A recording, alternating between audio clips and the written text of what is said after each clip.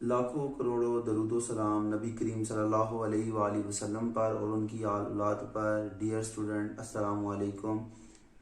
Today lecture is oxidation state और ये हमारे पास इलेक्ट्रोकेमिस्ट्री का फर्स्ट टॉपिक है। इलेक्ट्रोकेमिस्ट्री जो है आपके पास मदर ऑफ केमिस्ट्री है और यहाँ पे हम सबसे पहले ऑक्सीडेशन स्टेट की डेफिनेशन देखेंगे।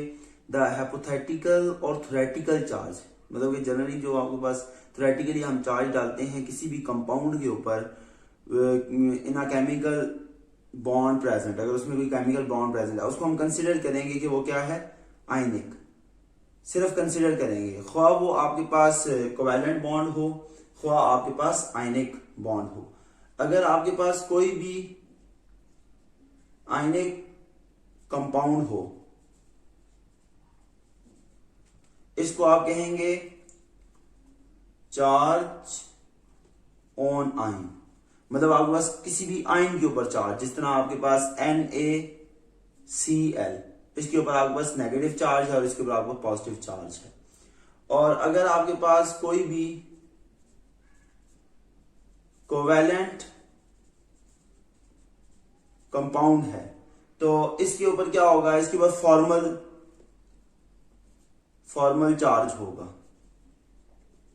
अब फॉर्मल चार्ज क्या होता है, जिस तरह आपके पास HOH वाटर का फार्मूला है, इस पे पार्शियल पॉजिटिव और इस पे पार्शियल पॉजिटिव और इस पे पार्शियल नेगेटिव।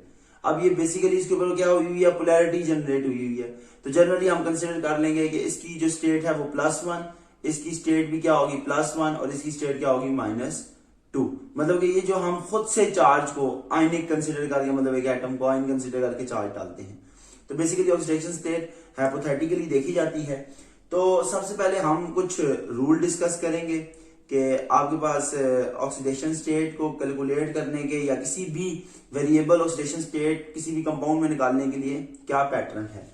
तो सबसे पहले हम जनरल रूल्स देखेंगे कि रूल्स हमारे पास क्या हैं। तो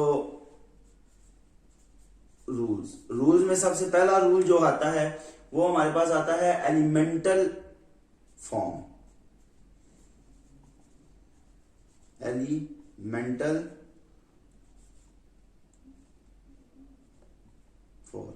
एलिमेंटल के लिए क्या होगा, 0। कैसे, जिस तरह आपके पास NaCl2O3S8P4 N2 कोई भी मतलब कि सिमिलर फॉर्म के अंदर पड़ा हुआ है, आपके पास H2F2, मतलब कि एटॉमिक फॉर्म में या आपके पास मॉलिक्यूलर फॉर्म में सेम एटम, ठीक है, सिमिलर डायटोमिक, सिमिलर ट्राइएटॉमिक, मतलब कि आपके पास एलिमेंट होंगे तो उनका जो चार्ज होगा, जो उनकी ऑक्सीडेशन स्टेट होगी वो आपके पास क्या होगी, 0 होगी। तो ये बेसिकली आपके पास एलिमेंटल फॉर्म में, जिस तरह आप जनरली देख लें यहाँ पे Mg+Cl2 it goes to form MgCl2। तो यहाँ पे मैग्नीशियम के ऊपर 0 चार्ज है और इसी तरह क्लोरीन के ऊपर भी 0 चार्ज है। जब इन्होंने आपस में बॉन्ड क्रिएट किया, आयनिक बॉन्ड, तो इसकी ऑक्सीडेशन स्टेट -1 होती है विद 2 और इसकी ऑक्सीडेशन स्टेट क्या होगी, +2। ठीक हो गया स्टूडेंट। तो इस तरह आपके पास जो एलिमेंटल रूल है उसके ऊपर ऑक्सीडेशन स्टेट का जो चार्ज होता है वो क्या होता है, 0। हम सेकंड रूल देखेंगे और जो सेकंड है वो फॉर हाइड्रोजन है, फॉर हाइड्रोजन एटम। हाइड्रोजन की ऑक्सीडेशन स्टेट हमेशा जहां भी हाइड्रोजन को आप देखें +1 लगा दें। इसके लिए आप एग्जांपल ले सकते हैं HCl, HF, HNO3, H2SO4, मतलब कि इन तमाम स्टेट्स में आपके पास हाइड्रोजन की जो ऑक्सीडेशन स्टेट है वो आपके पास +1 है हाइड्रोजन की। तो हाइड्रोजन की सिर्फ एक जो है वो एक्सेप्शन है, वो एक्सेप्शन क्या है आपके पास, वो मैं आपको बताता चलूं। सिर्फ आपके पास मेटल हाइड्राइड, जितने भी मेटल हाइड्राइड होते हैं उसके अंदर हाइड्रोजन की ऑक्सीडेशन स्टेट है वो -1 होती है। जिस तरह आपके पास NaH हाइड्रोजन -1, मेटल के ऊपर पॉजिटिव चार्ज होगा क्योंकि मेटल मोर इलेक्ट्रोपॉजिटिव होता है, मेटल की बेसिकली प्रॉपर्टी है कि वो इलेक्ट्रॉन डोनर होता है, इलेक्ट्रॉन एक्सेप्टर बहुत कम होता है। तो मतलब कि बहुत से केस में अगर आप ग्रुप 1 और ग्रुप 2 के एलिमेंट को देखे दें तो वो +1 मतलब कि 1 इलेक्ट्रॉन रिमूव करते हैं, और ग्रुप 2 को देखा जाए जिस तरह Mg ये आपके पास 2 इलेक्ट्रॉन रिमूव करता है, जिस तरह Mg+2 तो आपके पास 2 हाइड्रोजन एटम्स के साथ अटैच होंगे। तो अब यहाँ पे भी हाइड्रोजन की ऑक्सीडेशन स्टेट जो है वो -1 होगी। अगर यहाँ पे आप कैल्शियम देख लें, कैल्शियम के साथ भी -2 होगी, मतलब कि 1 × 2 -2, और यहाँ पे कैल्शियम की +2 होगी। तो ये आपके पास हाइड्रोजन है, हाइड्रोजन जहां भी आपको मिले उसकी प्लस स्टेट होगी +1। बट अगर मेटल हाइड्राइड आएगा तो इसके अंदर ऑक्सीडेशन स्टेट ऑफ हाइड्रोजन -1 हो जाएगी। ये पहले 2 रूल थे। अब नेक्स्ट रूल में हम ऑक्सीजन को डिस्कस करते हैं कि ऑक्सीजन का क्या बिहेवियर होता है। तो फॉर ऑक्सीजन एटम, ये रूल नंबर हमारे पास 3 आ गया। For oxygen atom, oxygen atom की आपके पास क्या ऑक्सीडेशन स्टेट होगी। ऑक्सीजन एटम को आप जहां भी देखें -2 ऑक्सीडेशन स्टेट लगा दें। जिस तरह आपके पास HNO3, H2SO4, H3PO4, ठीक है, H2O। बट ऑक्सीजन की भी 3 जो है ना आपके पास assumptions हैं, जिसमें आपके पास आ जाता है परऑक्साइड, सुपर ऑक्साइड, और देन आपके पास जो आ जाता है OF2। अगर आप देखते हैं परऑक्साइड, परऑक्साइड का मतलब क्या हुआ, जिस तरह आपके पास H2O2। अब यहां पे अगर देखा जाए, जिस तरह बात की कि -2 स्टेट लगा दें जहां भी ऑक्सीजन को देखें। अगर ऑक्सीजन को देखते हैं -2 लगाते हैं 2 × 2, और यहां पे आपके पास +1 × 2, तो आपके पास क्या बनता है, H2 की ऑक्सीडेशन स्टेट +2, ऑक्सीजन की ऑक्सीडेशन स्टेट -4। तो ये बिल्कुल गलत है। आपके पास एक रूल है अलजेब्रिक सम। बेसिकली आपके पास जो अलजेब्रिक सम है ना, वो आपके पास =0 होना चाहिए किसी भी कंपाउंड के अंदर।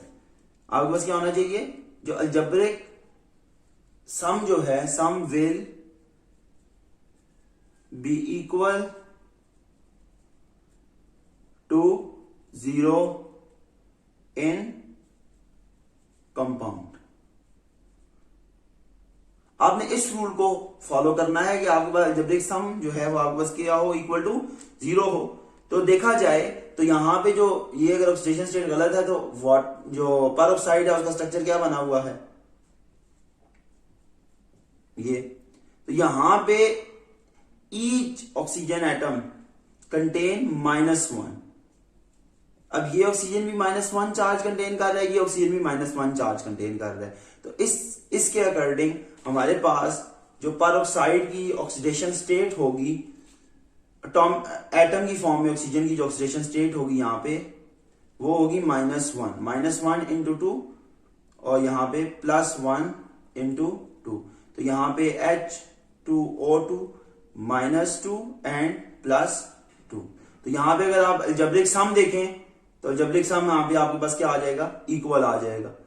मतलब कि आप +2 -2 = 0। तो अलजेब्रिक सम आपके पास क्या आना चाहिए, 0। और फिर देन आपके पास आ जाता है परऑक्साइड के अंदर। तो परऑक्साइड के अंदर जो ऑक्सीजन एटम की ऑक्सीडेशन स्टेट होती है वो 1/2 होती है। तो अगर O2 के अंदर देखा जाए, O2, तो इसके लिए क्या होगी, -1। मतलब कि एटॉमिक स्टेट में -1/2 और मॉलिक्यूलर स्टेट में -1। तो जिस तरह यहां पे एग्जांपल आ जाएगी KO2, ठीक है। तो अगर यहां पे देखा जाए तो यहां पे ऑक्सीजन की ऑक्सीडेशन स्टेट -1/2 होगी, और जो पोटेशियम है इसकी ऑक्सीडेशन स्टेट +1 होगी। तो 2 × 1/2, तो आपके पास क्या आ जाएगा, ओवरऑल जो ऑक्सीडेशन स्टेट है +1 और O2 की -1। तो मतलब इसका भी जो अलजेब्रिक सम है वो आपके पास क्या आ जाएगा, 0 आ जाएगा। अब आते हैं OF2 के केस के अंदर। OF2 का केस क्या है, OF2 के अंदर बेटा आपके पास ऑक्सीजन जो है वो लेस इलेक्ट्रोनेगेटिव है एज कंपेयर टू फ्लोरीन। तो हमें पता है कि अगर केस देखा जाए ऑक्सीजन के साथ अगर कोई मोर इलेक्ट्रोनेगेटिव कंपाउंड लगा हुआ है, ऑक्सीजन से ज्यादा इलेक्ट्रोनेगेटिव लगा हुआ है, तो ऑक्सीजन के ऊपर कभी भी नेगेटिव स्टेट नहीं आएगी, क्योंकि वो फ्लोरीन कंटेन करेगा पार्शियल नेगेटिव चार्ज। तो इसलिए जो फ्लोरीन है इसकी ऑक्सीडेशन स्टेट -1 होगी, और ऑक्सीजन की तो आपको पता है अगर -2 नहीं है तो +2 होगी, तो × 2। यहां पे अगर देखा जाए तो आपके पास ऑक्सीजन के अंदर क्या आ रही है, +2 ऑक्सीडेशन स्टेट आ रही है। तो ये हमने यहाँ पे ऑक्सीजन का बिहेवियर देखा। अब नेक्स्ट पॉइंट हम देखेंगे डिफरेंट ग्रुप्स के अंदर कि ऑक्सीडेशन स्टेट किस तरह वेरी करती है। अब उन ग्रुप्स के अंदर सबसे पहले हमारे पास जो आ जाता है ग्रुप 1A, ग्रुप 2A और ग्रुप 3A, और उसके बाद हमारे पास ग्रुप 3A के बाद आ जाता है ग्रुप 7A। अगर हम ग्रुप 1A देखें तो ग्रुप 1A में हाइड्रोजन को तो हम देख चुके हैं, हाइड्रोजन को हमने नहीं देखना। ग्रुप 1A में हम देखें लिथियम आ जाता है आपके पास, lithium, sodium, potassium, rubidium, caesium, francium. अगर आप ग्रुप 2 देखें इसी तरह beryllium, magnesium, calcium, strontium, barium and radium. इसके बाद अगर आप ग्रुप 3 पे आएंगे तो इसी तरह boron, aluminium, gallium, indium, thallium. तो इस तरह मतलब कि आपके पास सारे ग्रुप एटम्स एलिमेंट्स आ जाएंगे। तो ग्रुप 7 के अंदर अगर आप चले जाएं तो फ्लोरीन, क्लोरीन, ब्रोमीन, आयोडीन, ठीक है, और एस्टेटीन, ये मतलब कि आपके पास तमाम आ जाएंगे। यहां पे एक चीज ये बताता चलूं कि आपके पास ये जो ग्रुप 1 है, ग्रुप 2 है, ग्रुप 3 है, इनके अंदर फिक्स स्टेट होगी, जिस तरह ग्रुप 1 की +1, ग्रुप 2 की +2 और ग्रुप 3 की +3। बट ये जो आपके पास हैलोजेंस हैं, हैलोजेंस, इनकी ऑक्सीडेशन स्टेट क्या करेगी, आपके पास वेरी करेगी। अगर जनरली हैलोजन को देखा जाए HCl के केस में, HF के केस के अंदर, HF के बाद आपके पास HI के केस के अंदर, तो इन तमाम केसेस के अंदर क्या होगा, आपके पास आपको हैलोजेंस की -1 ऑक्सीडेशन स्टेट नजर आ रही है। बट डिफरेंट केसेस हैं, उनके अंदर हम एक मेन एग्जांपल जो है वो हम डिस्कस करेंगे कि आपके पास किस तरह जो आपके पास आ जाता है, इनकी ऑक्सीडेशन स्टेट वेरी करती है हैलोजेंस की। तो इसके अंदर आपके पास एग्जांपल बहुत मशहूर एग्जांपल आ जाती है HClO4। मैंने आपको बताया कि ऑक्सीजन जहां भी देखें आपने, अगर पर ऑक्साइड सुपर ऑक्साइड नहीं है, तो अगर आप जहां भी देखें वहां पे आपके पास ऑक्सीजन की ऑक्सीडेशन स्टेट क्या होगी, -2, अगर मेटल भी नहीं है तब। और हाइड्रोजन की क्या होगी, +1। अगर यहां पे क्लोरीन की देखी जाए तो वैसे तो हम कहते हैं -1 बन रही है, तो अगर -1 देखा जाए इसके अकॉर्डिंग हम कैलकुलेट करते हैं, हाइड्रोजन की हमें पता चल गया 1 है, ठीक हो गया, +1 है। और इसी तरह हम कहते हैं कि जो आपके पास क्लोरीन है इसकी हमारे पास -1 है, और जो ऑक्सीजन है 4 × -2 = 0। तो क्या बन जाएगी, 1 -1 -8 = 0। देखिए आपके पास ऑक्सीडेशन स्टेट जो आ जाएगी, आपके पास आ जाएगी प्लस, ये ऑक्सीडेशन स्टेट आपके पास इसमें करें तो आपके पास आ जाती है -8। तो ऐसे तो पॉसिबल नहीं है कि आपके पास जो क्लोरीन है उसकी ऑक्सीडेशन स्टेट जो है वो आपके पास क्या हो, -8 हो। तो इसकी यहां पे ऑक्सीडेशन स्टेट वेरी करती है, मतलब कि ऑक्सीडेशन स्टेट चेंज होती रहती है हैलोजेंस की। तो यहां पे ऑक्सीडेशन स्टेट आपके पास कैलकुलेट कर लेते हैं हम। क्लोरीन को X एज्यूम करते हैं, हाइड्रोजन की +1, और इसी तरह जो ऑक्सीजन है 4 × -2 = 0। तो आपके पास क्या हो जाएगा, X = +7। तो आपके पास X = +7 आ जाएगा, आप इसको कैलकुलेट कर सकते हैं। तो यहां पे हमें पता चला कि क्लोरीन की जो है वो आपका ऑक्सीडेशन स्टेट पॉजिटिव में चली गई है, तो यहां पे हमें पता चला क्लोरीन की ऑक्सीडेशन स्टेट क्या होगी, +7। तो इस तरह आप डिफरेंट एग्जांपल देख सकते हैं क्लोरीन के लिए ऑक्सीडेशन स्टेट के अकॉर्डिंग। जिस तरह आप देख सकते हैं NaClO4, इसकी एग्जांपल आप देख लें, ठीक है। और इसके अंदर आप एग्जांपल देखें और इसको आप सॉल्व कर लीजिएगा। तो ये हमने हैलोजन और डिफरेंट ग्रुप्स की ऑक्सीडेशन स्टेट को देख लिया। अब इन केस ऑफ आयन, अब ये तो मैंने वेरिएबल के बारे में बता दिया, हमने अलजेब्रिक सम इसका 0 आएगा तो कभी भी हम इसको क्या लेंगे, इक्वल टू 0 लेंगे जब भी कोई भी कंपोनेंट आएगा। जिस तरह हमने अभी थोड़ी देर पहले HClO4 को देखा, तो यहां पे अब हम कहते हैं कि कोई भी आयन हो, इन केस ऑफ आयन,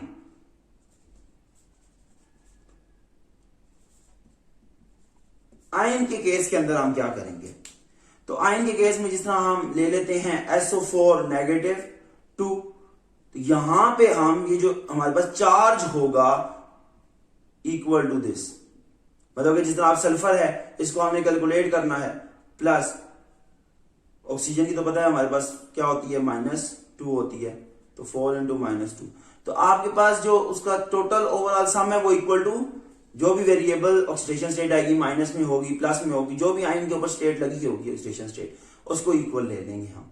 ठीक है, यहाँ पे 0 की जगह जो भी स्टेट होगी ना, फर्स्ट स्टेट कोई भी चार्ज होगा, जिस तरह हम यहाँ पे और कंपोनेंट ले लेते हैं NO3, ठीक है, NO3 ले लेते हैं, PO4 नेगेटिव 3 ले लेते हैं, तो बेसिकली हम इक्वल टू माइनस, इसके लिए -1 लेंगे, इसके लिए -3 लेंगे, तो हम इक्वल टू दिस कर लेंगे। तो यहाँ पे सल्फर की निकाल लेते हैं, ऑक्सीडेशन स्टेट क्या होगी, -2 + 8, तो सल्फर की ऑक्सीडेशन स्टेट यहाँ पे आ रही है +6। तो सल्फर की भी ऑक्सीडेशन स्टेट अगर देखी जाए तो वेरी करती है, जिस तरह H2S के अंदर, H2SO4 के अंदर, SO2 के अंदर, यहां पे इसकी सल्फर की ऑक्सीडेशन स्टेट +4 होगी, यहां पे +6 होगी, यहां पे -2 होगी। तो ये आपके पास जो ऑक्सीडेशन स्टेट है सल्फर की वो क्या करती रहती है, हमारे पास वेरी करती रहती है। तो अब हम देखेंगे वेरिएबल ऑक्सीडेशन स्टेट, हमने रूल, मैक्सिमम रूल हमने कवर कर लिए हैं। अब हम जो देखेंगे वो हम देखेंगे वेरिएबल ऑक्सीडेशन स्टेट। तो वेरिएबल ऑक्सीडेशन स्टेट के लिए कुछ हमारे पास मेन एग्जांपल हैं, जिसमें KMnO4, K2Cr2O7, ठीक है, P4O10, KClO3, ठीक हो गया। और यहां भी हम एग्जांपल एक और कोट कर लेते हैं, वो आपके पास आ जाती है Mn2O3। अब यहां पे अगर देखा जाए मैग्नीज, क्रोमियम, ये आपके पास बेसिकली क्या है, ट्रांजिशन एलिमेंट है। तो ट्रांजिशन एलिमेंट की जारी बात है ऑक्सीडेशन स्टेट वेरी करती है, और इसको हम कैलकुलेट करेंगे। तो यहां पे हमने क्या कहा, अगर कोई कंपाउंड आयन की फॉर्म में नहीं है तो उसकी जो अलजेब्रिक सम है वो इक्वल टू 0 होगा। तो पोटेशियम की मैंने बताया ग्रुप 1 की +1 होती है, मैग्नीज को X कंसीडर करते हैं, हमें कैलकुलेट करना है। ऑक्सीजन की हमें पता है 4 इंटू -2, तो ऑक्सीजन की हमें पता है -2 होगी, तो हम इसको कैलकुलेट कर लेते हैं, X -8 +1 इक्वल टू 0, तो X इक्वल टू क्या आ जाएगी आपके पास, +7। क्रोमियम की कैलकुलेट कर देते हैं, K2Cr2O7, सॉरी।